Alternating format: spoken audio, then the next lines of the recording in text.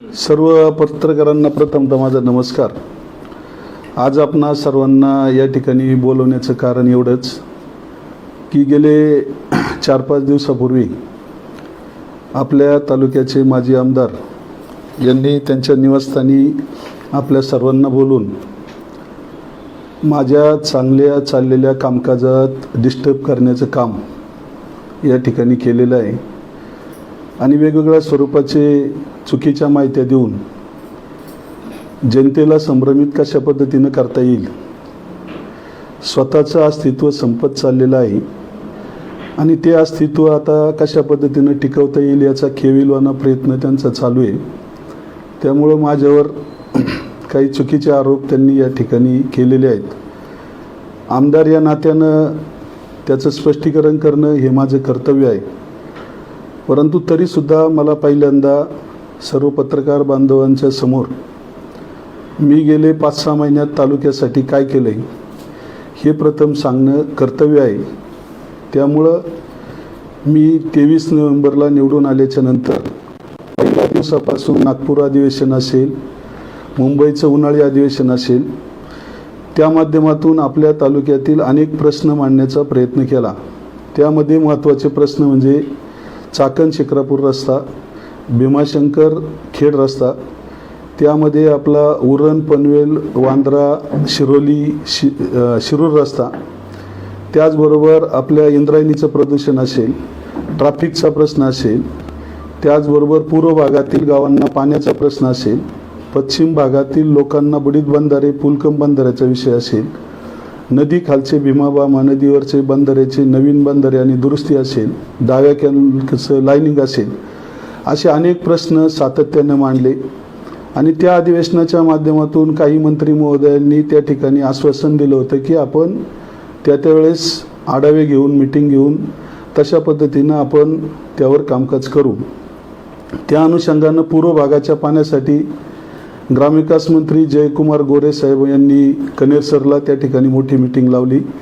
त्यामध्ये त्याचबरोबर आपल्या आदरणीय जलसंपदा मंत्री विखे पाटील साहेब यांनी सुद्धा नियामक मंडळाची बैठक या ठिकाणी पुण्यामध्ये, त्याचबरोबर आपल्या मुंबईला सुद्धा मंत्रालयामध्ये बैठकीच्या माध्यमातून आयोजन केलं। अधिकाऱ्यांना वेळोवेळी त्या ठिकाणी मार्गदर्शन केलं आणि हे सर्व करत असताना मोठ्या प्रमाणामध्ये त्या ठिकाणी आपल्या बुडीत बंधारे पुलकम बंधारे याचे प्रस्ताव त्या ठिकाणी स्वीकारले गेले आणि ते स्वीकारले गेल्याच्या नंतर जे पूर्व आपल्या भामा आणि भीमा नदीवरचे बंधारे त्याच्यासाठी जवळजवळ 40-45 कोटीची तरतूदसुद्धा केली। अनेक कामं या ठिकाणी व्हायला सुरुवात झाली। ते होत असताना मी सातत्यानं कलेक्टर ऑफिस असेल, त्याचबरोबर आपले जिल्हा परिषद असेल, मंत्रालय असेल किंवा वेगवेगळ्या विभागामध्ये सातत्यानं माझा संपर्क सुरू झाला। माझी कामं व्हायला लागली, लोकांची छोटी मोठी कामं सकाळपासून संध्याकाळपर्यंत मी करायला लागलो आणि लोकांची एक विश्वासार्हता तयार झाली की आता यांची कामं म्हणजे आपली कामं नक्की होऊ शकतात आणि त्या विश्वासार्हतेच्या माध्यमातून माझा जो पूर्वीचा जनसंपर्क होता की लोकांच्या सुखदुःखात जायचं, त्यांची कामं ऐकून कामं करायची, पूर्वी माझा असलेला जिल्हा परिषद, जिल्हा नियोजन, मार्केट कमिटी याचा अनुभव, सरपंच पदापासूनचा अनुभव, या सर्व गोष्टींना माझी विश्वासार्हता त्या ठिकाणी लोकांमध्ये होतीच, परंतु आमदार झाल्याच्या नंतर लोकांची कामं होतात याचा विश्वास लोकांना पटला आणि जास्तीचा लोकांचा ओघ माझ्याकडे गेले 3-4 महिन्यापासून अधिकचा वाढल्याच्या नंतर खऱ्या अर्थानं मला या ठिकाणी लोकांचीच कामं करणे पसंतीचं मी हे करतो। माझ्याबरोबर असणारे पक्षाचे सर्व सहकारी सातत्यानं मला सांगत असतात की आपण जिल्ह्यातून एकमेव शिवसेनेचे आमदार आहोत, त्यामुळं आपल्याला ही कामं केलीच पाहिजे म्हणून पक्षाच्या सर्व लोकांना, इतर पक्षाच्या सर्व लोकांना बरोबर घेऊन या ठिकाणी मी कामाचा वेग वाढला। त्यातून एक अशी गोष्ट आता व्हायला लागली की गेले 3-4 महिन्यापूर्वीसुद्धा किंवा कोणत्याही जाहीर कार्यक्रमामध्ये माजी आमदार सातत्याने टीका करायला लागले की तालुक्याची दिशाभूल झाली, तालुका या ठिकाणी पाठीमागे होत चालला, तालुक्याच्या आमदाराला या अधिवेशनात बजेट मिळालं नाही। दुसरा मुद्दा की यांच्याकडून आता कामं होणार नाही आहे, म्हणजे हे सगळं भ्रमनिरास झालेल्या माणसाकडून जर जनताकडं सारखं वारंवार व्हायला लागलं, आपल्या पत्रकारांना सुद्धा त्यांनी 1-2 वेळा बोलून त्या ठिकाणी माझा त्यांच्यावर 6 महिन्यात कुठंच आरोप नाही, त्यांच्यावर टीका नाही. मी असं समजलं होतं की मी एक धार्मिक क्षेत्रातला माणूस आहे. मी आजपर्यंत त्यांचा आदर करत होतो आणि आदर करून नको आपण त्यांना म्हणजे डिवचायला, म्हणून माझं काम सातत्यानं चालू होतं. 2 वेळा पत्रकार परिषद घेऊन सुद्धा यांनी आरोप केले, MIDCच्या बाबतीत आरोप केले, कामकाजाबाबत आरोप केले, माझ्या मुलांच्या संदर्भात म्हटले यांची मुलंच आमदार झाले, असे अनेक आरोप केले. परंतु त्या दिवशीसुद्धा त्यांनी वेगवेगळ्या स्वरूपाचे आरोप आणि दिशाभूल करण्याचा प्रयत्न केला आहे. त्याला आज उत्तर माझ्या माध्यमातून मला देणं कर्तव्य आहे.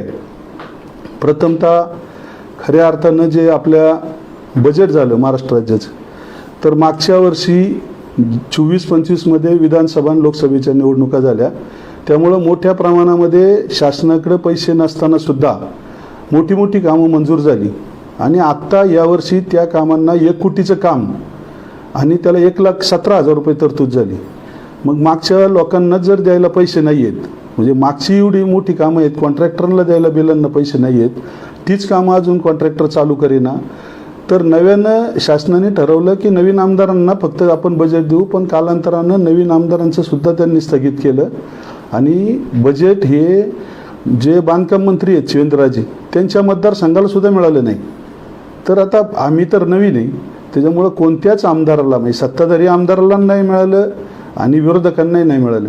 त्याच्यामुळं बजेट हे मिळालं नाही. परंतु पूर्वी जी कामं मंजूर झाली ती कामं कॉन्ट्रॅक्टर चालू करत नव्हते, त्याला निधी नाही आहे. त्यामुळं मला आढावे घेऊन त्या कामाच्या संदर्भात PWD असेल, जिल्हा परिषद असेल, वेगवेगळे विभाग असतील, याचे मी आढावे घेऊन ती कामं वेगाने सुरू करायला आदेश दिले. त्याप्रमाणे काही कॉन्ट्रॅक्टरांना पैसे नसताना सुद्धा कामं चालू करायला लावली आणि मग कामं सुद्धा सुरू झाली. यांचं म्हणणं त्याच्यात असं येतं की माझ्या कामाचे श्रेय घेतात. मी आपल्या सगळ्यांना माहिती आहे की एखाद्या गावचा सरपंचच्या खात्यावर समजा आज 1 कोटी रुपये, उद्या दुसरा सरपंच झाला तर पहिला सरपंच ते 1 कोटीचा विनियोग करायला येत नाही. तो जो नवीन सरपंच होतो तोच ते कामकाज पाहतो. पहिला सरपंच जर मानी असेल तर तो तिथं ग्रामपंचायतमध्ये दुसऱ्याची सत्ता असताना डोंकवत पण नाही.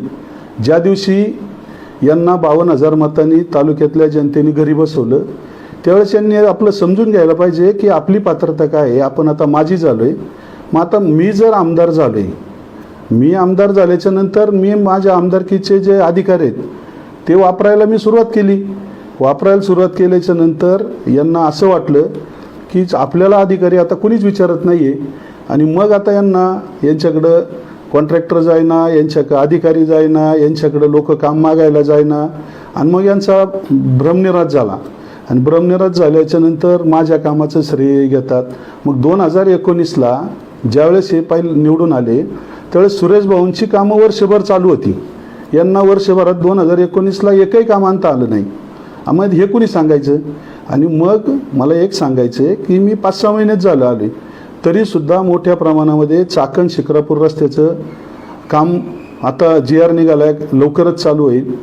जवळजवळ 5,900 कोटी रुपये त्याला मंजूर म्हणजे बजेटमध्ये तरतूद झाली. खेड भीमाशंकर रस्त्याला 1,300 कोटी रुपये मंजूर झालेले आहेत. त्याचे पण आता सर्वे आणि बाकी प्लॅनिंग चालू आहे. मग बंधाऱ्यांची कामं आता सुरू होतात, इतर सर्व कामं सुरू होतात.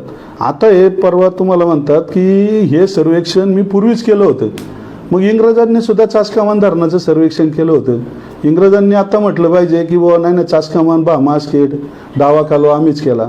पवार साहेबांनी आणि त्या मंडळींनी त्यावेळेस हे होते, आजही लोक त्यांचं नाव काढतात की यांच्या कालावधीत ती कामं झाली. मग आता मला आपल्याला हेच सांगायचं आहे की यांनी केलेल्या कामाचं श्रेय मला घेण्याची गरजच नाही आहे. माझाच अधिकार आहे आता इथून पुढं जी कामं माझ्या कालावधीत चाललेत किंवा काय, मी आमदार आहे, मी बघल ना. त्याच्यात पुन्हा डोकं खुपसायचं. कुणाची टक्केवारी राहिली असेल तर त्याला फोन करायचा, वर्क ऑर्डर देऊ नका, हे करा ते करा. दमदाटी, दडपशाही, दादागिरी यांनी आत्तापर्यंत प्रत्येक विभागात केली, आपल्या सगळ्यांना माहिती.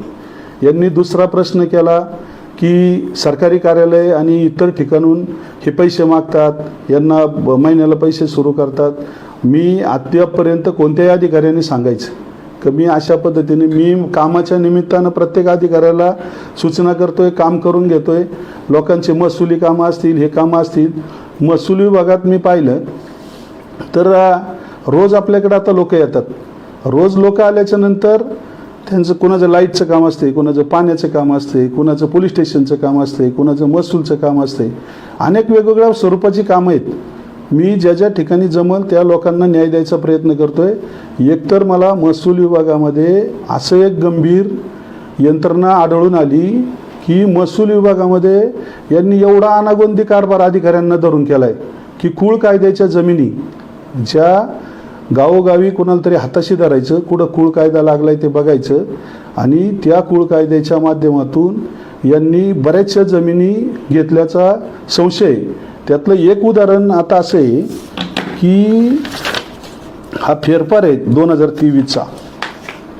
2023ला एक यांच्या गावातील शिवा गारोडी नावाचा माणूस यांनी त्याला कुळ दाखवले आणि ते 2023ला ती 54 गुंठे जमीन दिलीप दत्तात्रय मोहिते, राजेंद्र दत्तात्रय मोहिते, संजय दत्तात्रय मोहिते, साहेबराव दत्तात्रय मोहिते 54 गुंठे मार्केट कमिटीला हायवेला पुणे शिक्रापूर चाकण शिक्रापूरवर 54 गुंठे, आज 5-7 कोटीची जमीन आहे। ह्या गरिबाला कुळ लावलं, अधिकाऱ्यांना हाताशी धरलं आणि 2023ला बरं आता याच्यातून तुम्हाला माहिती आहे, तुम्हाला सगळ्यांना माहिती आहे की आदरणीय साहेबराव दत्तात्रय मोहिते यांचा मृत्यू होऊन 7-8 वर्ष झाले। मग 2023ला त्यांचं नाव कसं लागलं? मग आता हे प्रश्न प्रतिप्रश्न मी शासनाला आता करतोय, याची चौकशी लावली। हे गंभीर गोष्टी आहेत ना, मयत माणूस असताना सुद्धा त्याच्या नावावर जर 2023ला जमिनी होतात तर मग मी अधिकाऱ्यांना आता चौकशी लावली याची, ह्या सगळ्या गोष्टीची। मग अशा कुळ कायद्यामध्ये अजून आव्हाट या ठिकाणी अजूनही पण यांचेच एक बगल बच्चे आहेत, त्यांनी कुळ कायदा शाळेच्या जागेवर लावला। 3-3.5 एकर जमीन आव्हाटला वाळुंज नावाच्या एका व्यक्तीच्या नावाने झाली शाळेसहित। म्हणजे यांनी अधिकाराचा वापर करायचा, अधिकाऱ्यांना प्रेशर करायचा आणि अशा पद्धतीने कारनामे केलेले आढळले। हे करता करता लोक माझ्याकडं अनेक गोष्टी घेऊन यायला लागले। त्याच्यात पुनर्वसनचे अनेक प्रश्न आले। पुनर्वसनचे प्रश्न सोडवता मी पुनर्वसनच्या मीटिंग घेतल्या, पुनर्वसनच्या विषय अधिवेशनात मांडले, वेळोवेळी बैठका घेतल्याच्या नंतर हे पुनर्वसन लोकांचं पुनर्वसन यांनी करण्याचं, चासकामांचे 266 लोकांना अजून पुनर्वसन व्हायचे, मास्केटच्या लोकांना पुनर्वसन व्हायचे आणि एवढं पुनर्वसन व्हायचं असताना यांनी तालुक्यात काय घाट घातलाय, त्या गुंजवणी आणि टेमघर तिकडच्या लोकांसाठी आपल्या तालुक्यात जमीन संपादित नाही आहे, परंतु यांनी आपल्याकडे जी संपादित जमीन आहे त्याच्यातले चांगले चांगले प्लॉट बघून यांनी एजंट हाताशी धरले। एजंटद्वारे शासनाकडे खासबाब म्हणून प्रस्ताव केले आणि प्रस्ताव करून यांनी ते प्रस्ताव इथं आणायचे, अधिकाऱ्यांना प्रेशर करायचं, त्याचं वाटप करून घ्यायचं। तर त्याबाबत बेकायदेशीर वाटप, त्या टेमघरच्या प्रकरणाचं बेकायदेशीर वाटप या ठिकाणी झालेलं आहे। आता ते बेकायदेशीर वाटप 10/6/2024ला विभागीय आयुक्त आणि जिल्हाधिकारी यांना शासनाने पत्र लिहिले की टेमघर प्रकल्पातील प्रकल्पग्रस्तांना पर्यायी जमीन वाटप करताना अनियमितता झाल्याने संबंधित अधिकारी यांच्यावर कठोरात कठोर कारवाई करून वाटप आदेश रद्द करण्याबाबत। आता हा जो वाटप आदेश आहे हा तुम्ही सगळ्यांनी बघा। ह्या वाटप आदेशामध्ये एवढे घोळ झालेत, याची चौकशी व्हायची तर त्यानंतर आचारसंहिता लागली विधानसभेची, अद्यापपर्यंत ही चौकशी अशीच दाबून ठेवली यांनी प्रेशर खाली। त्या चौकशीमध्ये हे जे वाटप झाले याच्यात यांच्या बायकोच्या नावाने सुरेखा दिलीप मोहिते 80 गुंठे जागा, ह्या चौकशी ज्या गोष्टीची चौकशी आहे 80 गुंठे जागा यांच्या बायकोच्या नावाने झाली। मग हे म्हणतात की बाबाजी काळे पदाचा वापर करून जिल्हा परिषदला यांनी कामं घेतली, इकडं कामं घेतली। तुम्ही पदाचे वापर करून हे जर आत्ता एवढं सगळं केलेलं हे उघड्या डोळ्यांनी आता हे पुरावे तुम्ही कधी मागा, हे सगळे पुरावे असताना यांनी पुनर्वसनमध्ये यांच्या जमिनी घोटाळे केलेत। ह्याच गटामध्ये यांच्या राजेंद्र दत्तात्रय मोहिते नावाने पहिली पण 5 एकर जमीन झाली। मग ह्या जमिनी यांच्याकडून झाल्या कसं काय? दुसरा मुद्दा शासनाचा असा आहे, याच्यात लिहिलंय की पुनर्वसन कायद्याअंतर्गत वाटप जमीन प्रदान केल्याच्या दिनांकापासून 10 वर्षापर्यंत हस्तांतर करता येत नाही। मग हस्तांतर झाल्या कशा काय? मग रजिस्ट्रार लोकांना हाताशी धरलं. नियम असताना सुद्धा नियम डावलून रजिस्ट्रारांनी खरेदी खतं कशी केली? मग प्रतीक झाली. त्याच्यानंतर खालच्या अधिकाऱ्यांनी ती नोंदवली कशी काय? म्हणजे प्रत्येकाला हा पैशाचा ओघ भ्रष्टाचार कुणी करून दिला? यांनीच करून दिला. आणि आत्तासुद्धा गुंजवणीची 25 प्रकरणं यांनी मंजूर करून आणलेली आहेत. तर त्या 25 प्रकरणामध्ये 25 प्रकरणामध्ये मी पत्र दिलं आहे की भामा आसखेड आणि चासकामांच्या लोकांना पुनर्वसन होईपर्यंत ही जमिनी वाटण्याचा घाट करू नका. आता याच्या पाठीमागे हे पण आहेत, अजून एजंट आहेत. बघा, आता इथं ही वडूला आहे समजा, पण एक चिंचोशी समजा, अजूनही पण काही गावांना, तर बवळे ह्या गावांना 25 प्रकरणं यांनी वाटपासाठी करून आणलेत. आता ही मी थांबवलेत माझ्या पत्रावर. थांबवल्याच्या नंतर या अधिकाऱ्यांना जाऊन दम देतात, माझी सत्ता आहे, तुम्ही ते वाटप करा, हे करा. परंतु अधिकारी त्यांना सांगतात सत्ता तुमची आहे, सगळं ठीक आहे, परंतु विद्यमान आमदारांनी आम्हाला पत्र दिले की हे पुनर्वसन होईपर्यंत वाटप करू नये. म्हणून माननीय कलेक्टर साहेबांनी ह्या विषयावर परवा बैठक लावली होती. त्या बैठकीमध्ये मला सगळ्या माहित्या त्यांनी दिल्या, किती पुनर्वसन बाकी आहे, कसं केलं पाहिजे. मी लोकांच्या पुनर्वसनासाठी प्रयत्न करतोय आणि मला लोकांचं भामा आसखेड याचं पुनर्वसन करायचं आहे. ज्या लोकांना पाणीच मिळालं नाही, जिथं कॅनॉलच रद्द झाला भामा आसखेडचा, मग त्या लाभ क्षेत्रातल्या लोकांना पाणीच मिळणार नसेल तर त्या लोकांच्या जमिनी घेण्यात काही अर्थ नाही ना. त्यांच्यावर अन्याय होतोय. ती बरीचशी गावं आहेत, म्हणजे काळूससारखे अनेक गावं आहेत, त्यांनाही मला न्याय द्यायचा आहे. कारण त्यांच्याकडे सुद्धा त्या जमिनी ज्या आहेत, त्या जमिनी त्यांना पाणीच मिळणार नसेल तर लाभ क्षेत्रात घेऊन उपयोग नाही. म्हणून सरकार दरबारी त्यांच्याबरोबर पण मी पाठिंबा देतोय. इकडं पुनर्वसन भामा आसखेडचं आणि चासकामांचं व्हावं म्हणूनही माझे प्रयत्न चालू आहेत. ह्या सगळ्या गोष्टी मला करायच्यात, मी त्या करतोय, परंतु त्याच्यात यांचे हे घोटाळे समोर आलेले आहेत. मग आता तुम्ही सांगा की हे माझ्यावर आरोप करतात. मी 5-6 महिन्यात कोणताही जरी आमदार झाला, किती सत्ताधारी असो किंवा कुणी असो, तो कुठून भ्रष्टाचार करणार, कुठून काय करणार. माझी वृत्ती तशी नाही आहे. आणि मग मला जोड धार्मिकतेची आहे. माझ्या पक्षाची लोकंसुद्धा वेळोवेळी आदेश आहे मला वरून की अशा पद्धतीचा डाग कोणत्याही स्वरूपी तुम्हाला लागला काय आणि पक्षाला लागला काय, मी त्या सगळ्या गोष्टीची काळजी घेतो. आणि मग तुम्ही निवडणुकीपासून पाहिलं असेल, मला धार्मिक लोकांनी, माळकरी लोकांनी, वारकरी लोकांनी, बैलगाडा मालकांनी, शेतकऱ्यांनी, गोरगरिबांनी, सर्व जाती धर्माच्या लोकांनी मदत केली. माझ्याकडे पैसे कमी होते मान्य आहे, परंतु सर्वांनी मला आधार देऊन ती निवडणूक काढली. त्या निवडणुकीमध्ये 52,000 मतांनी मला विजय मिळाला. मी त्या लोकांची कामं करताना मी त्यांची कामं करणार ना. आणि मग आत्ताची परिस्थिती अशी आहे की यांच्या डोक्यात मला ती कामं करून द्यायची नाही आहेत, काहीतरी वेगळं खुसपट काढायचं. म्हणजे अशा पद्धतीनं यांचा त्याच्यात जो डाव चालला आहे किंवा, आणि मग त्याच्यातून ते माझ्यावर वेळोवेळी आरोप करतात. आता निवडणूक संपून गेली, संपल्याच्या नंतर सुद्धा निवडणुकीत माझे आरोप केले, माळखोटी, गंधखोटा. पण आजही जर ते म्हणतात यांची डोंगेपणा आणला, वारकऱ्यांनी, माळकऱ्यांनी यांना मदत केली. तुम्ही वेळोवेळी जर वारकऱ्यांवर, तुम्ही जर वारकरी संप्रदायावर जर सारखे बोलत असेल तर मी ज्ञानोबाचा भक्त आहे, माऊलींचं भक्त आहे. आज एकादशी, मी आज निश्चित सांगतो, माऊली या माणसाचं वाट लावल्याशिवाय राहणार नाही. कारण वारकरी संप्रदायावर टीका करणं एवढं सोपं नाही. मी जरी म्हणजे ते जे वारकरी संप्रदायाचा पाईक जरी असलो तरी पण मला या वारकरी संप्रदायाबद्दल पहिल्यापासून आदर आहे, लोकांबद्दल आदर आहे. आणि हा माणूस जर वारकरी संप्रदायावर माळ, गंध याच्यावर जर सारखा बोलत असेल तर माऊली यांना माफ करणार नाही. काल परवा काही भाषणातून मी आरेतुरेची भाषा आली, मला लोकांच्या कमेंट आल्या, भाऊ तुम्ही माळकरी आहात, तुम्हाला असं बोलू नका. मी त्या लोकांचं मान्य केलं, खरं आहे, परंतु रागात माणूस एखाद्या वैतागात म्हणण्यापेक्षा हा माणूस, याला काम करायचं नाही, याला काय करायचं नाही, हा आता घरी बसलाय, मान्य करावं ना. तुमच्याकडे शिक्षण संस्था आहे, तुम्ही PDC बँकेवर डायरेक्टर आहे, तुमच्याकडं बाकी कामकाजाला तुम्हाला वाव आहे ना. आणि ते करून तुम्ही सत्ता आहे म्हणतावर तुम्ही कामं मंजूर करून आणा, तुमची कामं करा. परंतु मी करत असलेल्या कामकाजात डिस्टर्ब कसं करायचं. आता लोक माझ्याकडे यायला लागले, यांच्याकडे आता लोक जात नाही. सकाळी उठलं का यांच्या घरात लोक दिसत नाही. पूर्वी पायची सवय लागली 15 वर्ष, सत्तेतून MIDCचे हप्ते यायचे, इथे गव्हर्नमेंट यंत्रणेत असे उलटे पालटे करून हे यायचे. लोकांनी पैसे दिले नाही का मग तहसीलदारची बदली करा, कलेक्टरची, आपल्या प्रांतांची बदली करा, मोजणी अधिकाऱ्याची बदली करा, बांधकाम अधिकाऱ्याची बदली करा. का तर यांना त्यांचं ऐकलं नाही का यांनी अधिकाऱ्यांवर घाव घालायचा. आणि मग आता कुणी अधिकारी यांच्याकडे येत पण नाही, यांचं कुणी ऐकतही नाही. MIDCतून येणारे हप्ते कमी पडायला लागले, लोकांकडून येणारे हप्ते कमी पडायला लागले. आणि मग आता याच्यातून यांचा भ्रमनिरास झाला आहे. हे वैफल्यग्रस्त झालेत. यांना काहीच सुचत नाही, यांना मान्यच होत नाही आपण पडलो आहे म्हणून. आणि मग वेळोवेळी ते काय करतात की मग कुठेतरी कार्यक्रमात संधी साधून लोकांचा भ्रमनिरास झाला, कुठेतरी बजेटमध्येच नाही आणलं, हे नाही आणलं.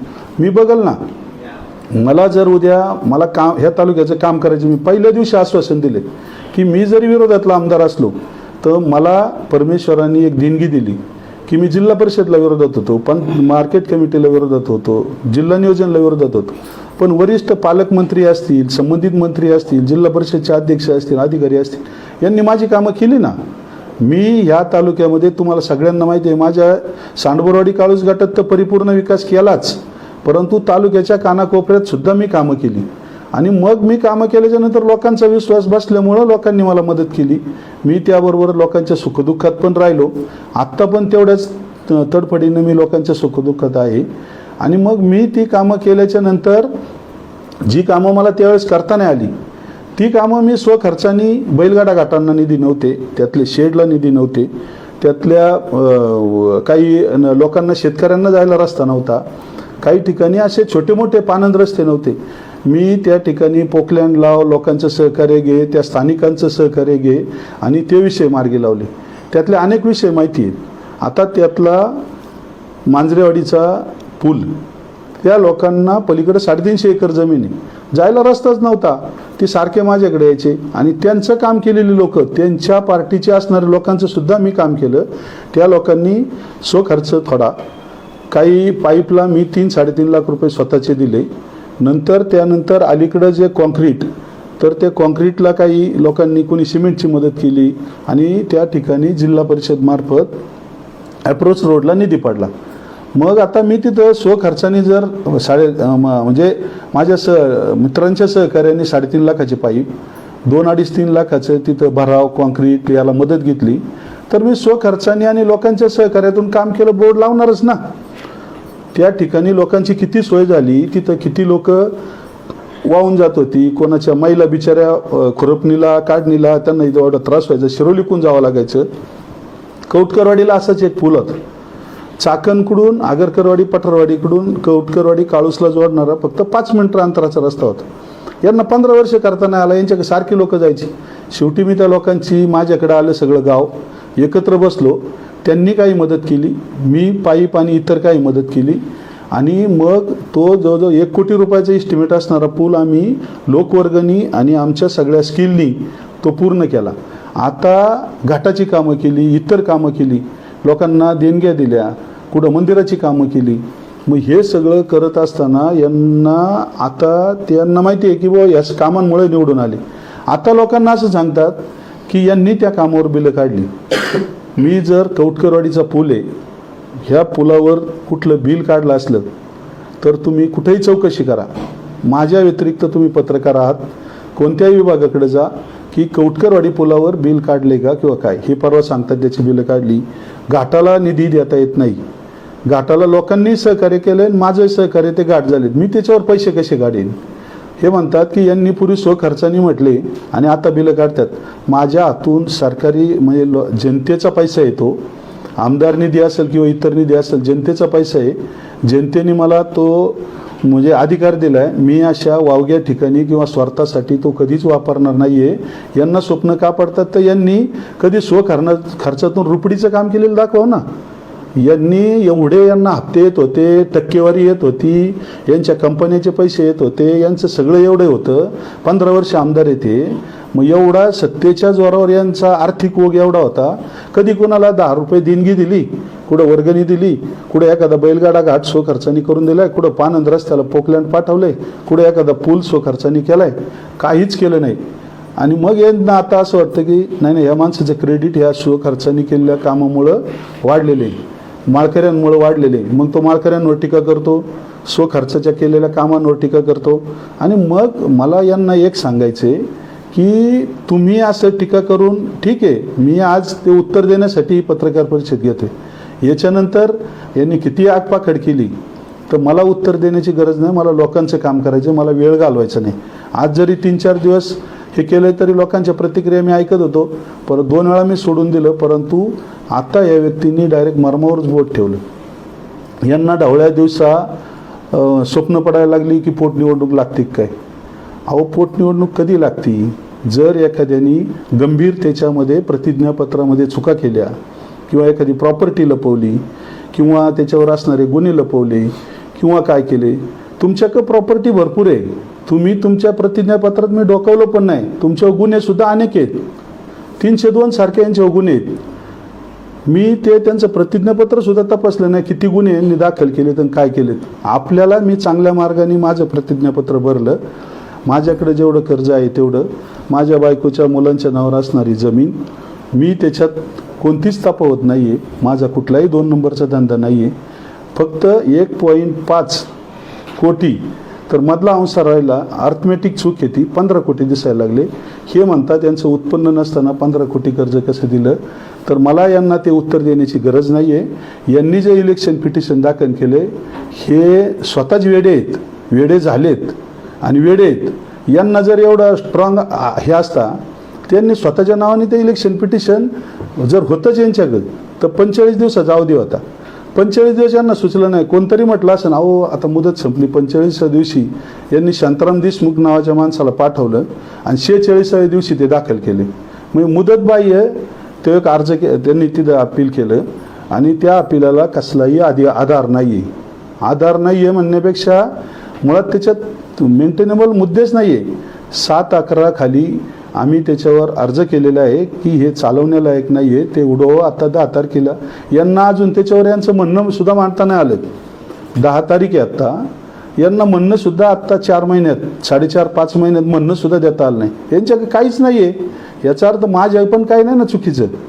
माझं जे आहे स्पष्ट हे समाजासमोर आहे.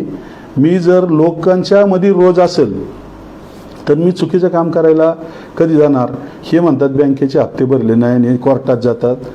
तुम्ही 24 तास पाहता मी लोकांमध्ये. मी कोर्टाची पायरी अद्यापपर्यंत मी आत्तापर्यंत म्हणजे एक फक्त मागं एक छोटासा हे होता म्हणून मी 5-6 वर्षापूर्वी कोर्टात गेलो. अद्यापपर्यंत खेड कोर्टात पण नाही. फक्त इलेक्शन काळात 12 असोसिएशनचे आपले लोकांकडं विनंती करायला गेलो मतदान करा म्हणून. कोणताही हायकोर्ट मी पाहिलं नाही, म्हणजे डिस्ट्रिक्ट कोर्ट पाहिलं नाही. कधीच माझा विषय येत नाही. हे म्हणतात आमदारांचे फेरे त्यांच्या कर्जाचे केसेससाठी त्यांना तिकडे जावं लागतं. मी माझा समर्थ आहे. तुम्ही तुमचे कर्ज फेडलेत का नाही ते बघा, कोणाचे बुडवलेत ते बघा. तुमच्या दहशतीखाली लोकांनी पैसे बाबा एजन्सीचे नाही मिळाले तरी सोडून दिलेत. तुम्ही किती लोकांच्या जमिनी घेतल्या, 1 नंबरचे पैसे दिले, 2 नंबरचे दिलेच नाही. तुम्ही किती लोकांना लुबाडले. ती बिचारी लोक, आता मी त्यांना आव्हान करते लोकांना की बिंदास माझ्याकडे या. दिलीप, तुम्हाला ज्या व्यक्तींनी आत्तापर्यंत लुबाडले त्या कुणी लुबाडले त्याचे सगळी प्रकरणं घेऊन या. मी तुमच्याबरोबर आहे. मी आमदार या नात्यानं लोकांना न्याय देणार आणि याला आता सोडणार नाही. मी याला का नाही सोडणार तर याचा अर्थ हे असं आहे की यांची जी कारनामे झालेत हे अत्यंत चुकीचे झालेत. MIDCमध्ये यांनी 19 गाव आणि इंडस्ट्रीजसाठी योजना मंजूर करून घेतली. इंडस्ट्रीजला पाणी द्यायचं, 19 गावांना तर पाणी वेळेत भेटतच नाही. परंतु यांनी काय केलं, त्या 19 गावाच्या पाण्याचं ती एक संस्था काढली, इंडस्ट्रियल असोसिएशन, ती पण यांचीच. मग एखाद्या कंपनीला म्हणायचं तुमचं पाणी तुम्ही जर आमच्या माणसाला काम देत नसेल, हे करत नसेल तर तुमचं पाणी कट करतो. शेवटी उद्योगपती गडबडणारच. तालुक्याचा आमदार बोलतोय आणि पाणी बंद होईल हे सगळं. म्हणून दहशतीखाली त्यांनी यांच्या लोकांना काम द्यायला सुरुवात केली. लोकांचं हे केलं. त्या 19 गावांना पाणी नाही आहे. मग आता मी त्या योजनेची सखोल चौकशी लावली की ती MGP बघाल ना, महाराष्ट्र जीवन प्राधिकरणची योजना आहे. त्या इंडस्ट्रियल असोसिएशनला देण्याचं कारणच नाही ना. तो एक धंदा चालू केला आणि तिचं कंट्रोलिंग हे करतात. आणि त्या कंट्रोलिंगवर MIDCमध्ये यांनी असा पसारा मांडला आहे की त्या पसाऱ्याच्या जोरावर हे म्हणतात की हे आता तिथं जाऊन दम देतात, मिटिंगा घेतात. मी तालुक्यातल्या लोकांना रोजगार देण्यासाठी मिटिंगा घेणार, CSR मिळवण्यासाठी मिटिंगा घेणार. लोकांना अद्यापपर्यंत यांनी जवळ केलं नाही. अनेक युवक आहेत, अनेक व्यावसायिक आहेत, त्यांना कंपन्यांनी कामं मिळवण्यासाठी मी अधिकाऱ्यांनी म्हणजे दादागिरी करून नाही, परंतु अधिकारी HR कंपनी मालक यांच्याशी चर्चा करणार. याचं कारण असं आहे की मला लोकांना न्याय द्यायचा आहे. यांनी त्यामध्ये काही ठराविक बगलबच्चे आणून ठेवलेत. आता तुम्ही सांगा की कुणाला नाव माहीत नाही म्हणून तुम्ही MIDCतून जर रुपया घेतला असेल तर मी आता यापुढं मी त्या दिवशी आव्हान केले की आज जसं तुम्हाला हे पुनर्वसन आणि कुळ कायद्याचे याचे घोटाळे दाखवले तसे MIDCचे पण घोटाळे टप्प्याटप्प्याने मी दाखवणार आहेत. MIDC त्यांनी जागा कशा मिळवल्या, MIDC त्यांच्या कंपन्या कशा आल्या, MIDCचे हे काय यांच्या काय जागा गेल्या का तेव्हा यांना मोक्याच्या जागा मिळाल्या. यांनी MIDCत लोकांच्या जागा सोडवायची 10 एकर 2 एकर यांच्या नावाने करायची. MIDC त्यांचेच ठेकेदार सगळे. खालकर व्यक्ती ही काय तालुक्यात जन्मलेली व्यक्ती आहे का? पवार नावाची यांची एक नातेवाईक, जेदे नावाचा यांचा एक भाचा, ही काय लोक इथली आहेत का? यांचा डमडेरे म्हणून एक मेवना कडूस रोडचं काम केलं. याच्या आधी त्यांनी कडूस गावात कॉन्क्रीट केलं, अख्खं उखडले. वेळवलीच्या रस्त्याचं काम त्यांना 1-1.5 कोटीचं दिलं होतं. अख्ख्या भिंती आत्ता पावसात पडल्यात. विचारा तुम्ही, पाहा लागले तर. मग यांच्या मेवण्यांनी यांच्या पुतण्यांनी MIDC ते कामं घ्यायची, सरकारी कामं पण घ्यायची, MIDCचे स्क्रॅपचे ठेके यांनी घ्यायचं, हाऊसकीपिंग सुद्धा सोडलं नाही. म्हणजे इथं हे सगळं करता करता आता इथं साधं अमूल डेअरी इथं शेजारी जवळ आहे. इथं वाहतुकीचं टँकरचं कॉन्ट्रॅक्टसुद्धा रोहन एंटरप्राइजेस, ओम गुरुदेव एंटरप्राइजेस, कुणाचे आले एंटरप्राइजेस दिलं का? आता तुम्ही सगळे पत्रकार आहे, आपल्या हाकेच्या अंतरावर अमूल डेअरी आहे. तिथं जवळजवळ 27 टँकर चालतात. याच्यातले जवळजवळ 50% टँकर यांचे. मग ते जर 27 टँकर तालुक्यातल्या 27 लोकांना दिले असते तर रोज 2-3-4 हजार त्याच्या घरात उत्पन्न आलं असतं ना. दिलंय का कोणाला तिथं टँकर? कोणत्या कंपनीत कोणाला बोलून काम दिलंय का यांनी? यांनी सांगावं ना, मला आता लोकांना काम द्यायचे, मी प्रत्येकाला काम देणार. आणि काम देण्यासाठी मी त्यांच्याशी संघर्ष नाही, परंतु माझ्या कलेने त्यांच्याशी संपर्क करून मिटिंग करून हे म्हणतात इथं मिटिंग केली, याचं माझ्या रेकॉर्डिंग आहे. अहो ते रेकॉर्डिंग आणि हे तुमची खुबी झाली. तुम्हाला असं वाटलं की आता यांचं सगळं बंद व्हायला लागलं. कारण मी आता संपर्क सुरू केल्यामुळं यांना कंपनीवाले म्हणतात की नाही आता त्यांची ते काही 1-2 गरजू लोक आहेत त्यांना काम दिलं पाहिजे. यांना आता भीती वाटायला लागली. इनरकॉन म्हणून यांनी अख्ख्या झाडांची कत्तल केली. ती कंपनी कोणाची याच्याशी मला घेणं देणं नाही, परंतु त्यावेळेस जर तुम्ही एवढी मोठ्या प्रमाणात झाडाची कत्तल केली, त्या इनरकॉनच्या 134 पवनचक्क्या आपल्याकडे बसल्या, त्याला जायला रस्ते लोकांच्या शेतातून जंगलातून केले. मग तुम्हाला बोरगिरी भीमाशंकर फक्त 2-3 किलोमीटरच्या रस्त्यातल्या प्रश्न सोडवता का नाही आला? 15 वर्ष तो सोडवता नाही आला. दुसरा मुद्दा, त्या इनरकॉनमध्ये यांचे एवढ्या कारनामे आहेत. मला तर असं कळतंय की यांना हप्ते चालू आहेत तिथून. हे असं कळतंय की जे गाड्या आणि जवळजवळ 15-20 गाड्या आहेत, 4 व्हीलर, क्रेन आहेत, JCB आहेत, मेंटेनन्सची कामं आहेत, मेजचं काम आहे, नंतर ट्रॅक्टर आहेत. हे सगळं कामकाज यांच्या थ्रू चालतं. आणि हे थ्रू चालताना तिथं म्हणजे पूर्वी त्याच्यावर वर्चस्व यांनी अरुण सांबारे त्याच्यावर मॅनेजमेंटला ठेवले आणि मग त्या अरुण सांबारे यांनी ते सगळ्यांचे हप्ते जमा करायचे असं कळतंय मला आणि यांच्यापर्यंत पोच करायचं. मग आता माझं म्हणणं असं आहे की ज्यांनी 15 वर्ष खाल्ले ना, आता त्या दुसऱ्या लोकांना पश्चिम भागातल्या जर 15 लोकांना ट्रॅक्टरचं काम दिलं, 15 लोकांना गाड्यांचं काम दिलं, 30 कुटुंब त्या पश्चिम भागात काम करतील ना. तिथं पाठीमागं तिथले जे कामगार आहेत सिक्युरिटी, त्या सिक्युरिटींचं असं म्हणणं आहे की आमचं 8 तास ड्युटी आहे, 12 तास काम करून घेतात, आम्हाला पगार 8. तिथं संभ्रम आहे. ती लोक दबावाखाली आहे. ते म्हणतात नाही आम्ही हे केलं का पोलीस स्टेशनला. मी त्या लोकांना साथ दिली. तुम्ही बिंदास त्या ठिकाणी तुमचे अन्याय होत असेल तर हे करा, पोलीस स्टेशनला मी सांगतो. पोलीस स्टेशनसुद्धा अन्याय होऊ देणार नाही. मी त्यांना आता ताकद द्यायला सुरुवात केली. मग यांचं इतके कारनामे आता मी सुरू केल्यामुळे चिडचिड झाली यांची. यांना वाटलं की बाबाजी काळे मुळातच त्यांना वाटलं की मला ते म्हणजे अंडर एस्टिमेटमध्ये कमीच लिखित होते. हा निवडूनच येईन नाही असं दाखवायचे. निवडून आल्यावर यांना वाटायचं की हा माणूस कामच करणार नाही, हा कायचा एवढा लोकांना वेळ देतोय, काय करतोय. परंतु मी वेळ दिला, विश्वासार्हता तयार केली, काम करतोय, लोक माझ्याकडे यायला लागली आणि मग ह्या माणसाची चिडचिड व्हायला लागली की आता काय केलं पाहिजे. मग आता काहीतरी असे आरोप करायचे, काहीतरी स्फोटक बोलायचं आणि मग त्याच्यातून लोकांमध्ये भ्रमनिराश करायचा. याचं झालं काय की यांच्याकडं आता लोक यायला तयार नाही. यांच्याकडून खरेदी विक्री संघ आत्ता आपण पाहिलं 14 झाला.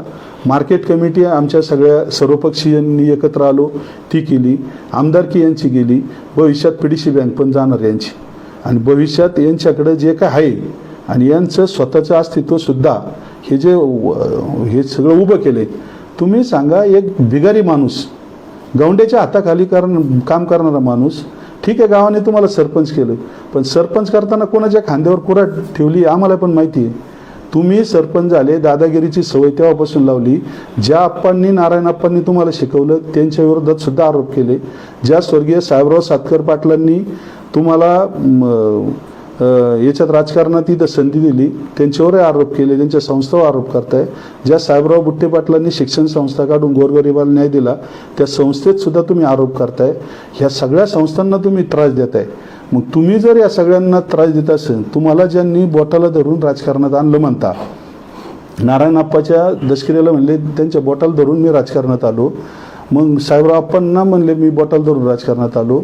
मग तुम्ही या त्यांचे संस्थावर, ते तर दिवंगत झालेत, स्वर्गीय सुरेश भाऊ गोरे ते दिवंगत झालेत. जे दिवंगत मंडळी आहेत त्यांना सुद्धा तुम्ही सोडत नाही. आणि आत्ता लोकांना म्हणता बघतोच, राहतोच, करतोच. यांची जी पहिल्यापासून जी टेक्निक आहे, बघतो राहतं, त्यामुळे लोकांवर एक पगडा पडून गेला. नाही गो या माणसाच्या नादी लागा. पण ह्या माणसाच्या नादी लागायला आता मी सुरुवात केली. मी या माणसाला आता सोडणार नाही. कुणावर जर अन्याय झाला, कोणाच्या केसाला धक्का लागला, तर हा बाबाजी काळे त्या माजी आमदाराच्या विरोधात उभा राहणार म्हणजे राहणार. हे सांगण्यासाठी आज मी या पत्रकार परिषदेतून आव्हान करण्यासाठी की त्यांच्यापर्यंत पण जावं आणि लोकांपर्यंत पण जावं.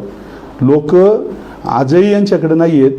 मग ते नसल्यामुळं आता पुढं पंचायत समिती, जिल्हा परिषद, नगर परिषद निवडणुका आल्यात. यांच्याकडे उमेदवार सुद्धा उभं राहायला तयार नाही. आता काल परवा पक्षाचा मेळावा केला, बोलावला, किती लोक आली माहीत नाही. लोक तर म्हणतात लोकच आली नाही. मग यांच्याकडून आता सगळ्या संस्था गेल्याच्या नंतर त्यांना आता पुढं आमच्या संपर्कात सगळे लोक आहेत. यांना असं वाटतं की मी जर आता विद्यमान आमदारला आणि यांना जर बाकीच्यांना बदनाम केलं तर लोक म्हणतील अजून माझी आमदाराची ताकद आहे म्हणून, आणि मग माझ्याकडे आकर्षित होतील. लोक पण दूधखोळे नाही आहेत. लोकांना मुळात हे नकोच होते म्हणून यांच्याबरोबर फिरणाऱ्यांनी सुद्धा आम्हाला मदत केली. म्हणजे हे नको होते म्हणूनच यांच्याकडून सुटले. आता ते आमच्याकडे संपर्कात आहेत. आता संपर्कात असल्यामुळं यांचं अजूनही ते भ्रमनिराश झालं आहे की आपलं राजकारण आता लयाकडे चाललेलं आहे. आपलं स्वतःचं हे सुद्धा लयाकडे चाललेलं आहे. यांनी आता स्वतःची काळजी घ्यावी. स्वतः म्हणजे व्यवस्थितपणे आता कुटुंबाकडे लक्ष द्यावं, हे करावं. आता हे सगळं करताना यांनी मध्ये एक मागच्या वेळेस पण आरोप केला, काल पण आरोप केला, यांची मुलं पुतणे काम पाहतात. जर आता माझी मुलं निवडणुकीपूर्वी सुद्धा गेले 3-4 वर्षे लोकांच्या संपर्कात आहेत, सुखदुःखात जातात, त्यांच्या ओळखी आहेत. माझी बायकोसुद्धा लोकांमध्ये, महिलांमध्ये फिरती. विजयताई आहे तिथं 4-5 वर्ष ती पण फिरती. लोकांशी संबंध आहे. जर मी कुठं भेटलो नाही किंवा एखाद्या ठिकाणी मी नसेल, माझ्या मुलांना फोन येतात, हे काम करून द्या, ते अधिकाऱ्यांना फोन करतात. ते आता लोकांची जर कामं करीत असतील छोटी मोठी तर यांना त्याचं पण दुःख. त्याचं दुःख असं की ते म्हणतात आमदार हे आहेत का, यांची मुलं आहेत माहीतच नाही. आता मला मुलं आहेत म्हटल्यावर ते आमदाराची मुलं आमदाराचं काम पाहणारच ना. मी कोणाला सांगा बरं तुम्ही. मग मला काय म्हणायचं आहे की यांनी मुलांवर सुद्धा यांचा डोळा. मग आता यांची जी दिशा आहे ना ही खुंची आहे. हे खुंचीने माझ्या मुलांकडे पण पाहतात, माझ्या कुटुंबाकडे पाहतात, माझ्याकडे पाहतात. परंतु मला यांनी कितीही काही कारनामे केले. इलेक्शन काळात सुद्धा अनेक अनेक विधी भानगडी यांनी सगळ्या केल्या. परंतु मला धार्मिकतेची ताकद आहे, जनसामान्याचं सर्वसामान्याचं माझ्यावर आशीर्वाद आहे, म्हणून मला काहीच फरक पडला नाही. इथून पुढं मी, माझी मुलं, माझे कार्यकर्ते, पक्षाचे आमचे सहकारी आम्ही काम करतच राहणार. हे किती जरी यांनी आरडाओरडा केला तर आमच्यावर काही फरक पडणार नाही. आणि हे सगळं होत असताना आता त्यांच्या ह्या सगळ्या बाजूतून आपण एक पाहिलं की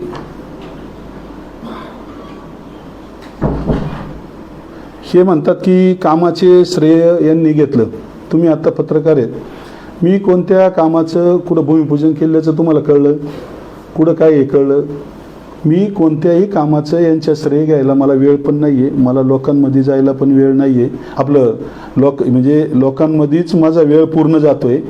तर मला यांचं श्रेय घेण्याची गरजच नाही आहे. मी जमलं तेवढं माझं आमदार निधीची कामं आता मंजूर केलेत. आत्ता तुम्हाला सांगितलं इरिगेशनची कामं मंजूर होतात. MIDCकडून मी काही CSR मागवतो आहे आणि ज्या यंत्रणा आहे माझं काम व्यवस्थितपणे या ठिकाणी चालू आहे. यांना मुंगेरीलाल की हसीन सपने पडलेले आहेत, त्याच्यामुळं यांना असं वाटतं की काहीतरी जमल आपलं. यांचं काही जमणार नाही, यांच्या हातात आता काही राहिलेलं नाही आहे. आणि यांनी फक्त ती जे टेक्निक आहे, आता यांना दुःख काय होतं आहे की मी मुख्यमंत्र्यांचा कार्यक्रम असला की व्यासपीठावर असतो, मी उपमुख्यमंत्र्यांच्या कार्यक्रमाला व्यासपीठावर असतो, मंत्र्यांच्या बैठकांना असतो. माझं सोशल मीडियातून हे दिसायला लागलं की यांचा जळफळाट होतो, अरे इथं तर मी असतो, इथं आता मी नाही आहे म्हणल्यावर मग ते गडबड होती यांची. मग असे प्रकार व्हायला लागले. आता काल परवा शिक्षण विभागामध्ये कधी यांनी भरीव काम केलं नाही आहे. पालकमंत्र्यांनी आणि आपल्या कलेक्टर साहेब आणि CO DPDCमध्ये सगळ्या आमदारांना विश्वासात घेऊन एक असा आराखडा केला की प्रत्येक तालुक्यात केंद्रात एक शाळा स्मार्ट शाळा बनवायची.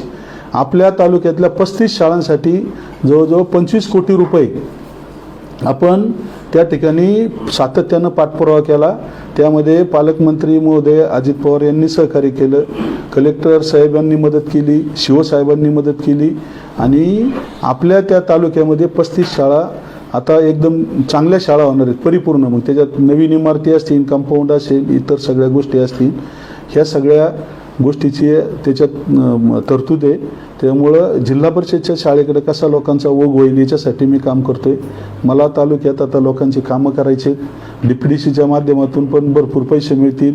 इथून पुढे आता जूनला अधिवेशन आहे, बजेटमध्ये पण हे होईल.